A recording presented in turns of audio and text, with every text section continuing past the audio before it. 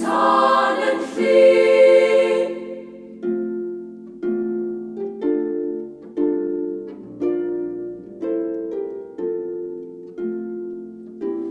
Dyna drais meddai Lloegr wrth reiddwyr y fainc, a'r heiddwyr y fainc wrth farnwr y llys.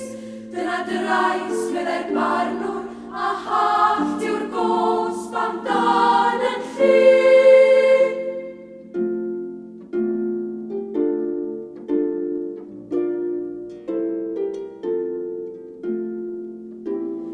Diaiog si sialodd yr haul wrth y ddôl, a'r ddôl wrth y nant, a'r nant wrth y glyn.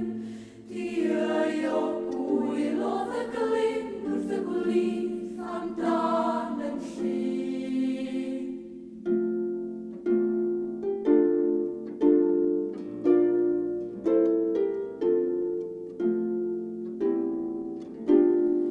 Gwynllan a roddwyd dim gofal meddef, rhaid ei ddiwyllio fy hun, ac fe gyfyd cenhedlaeth fel ffenix o lŵn.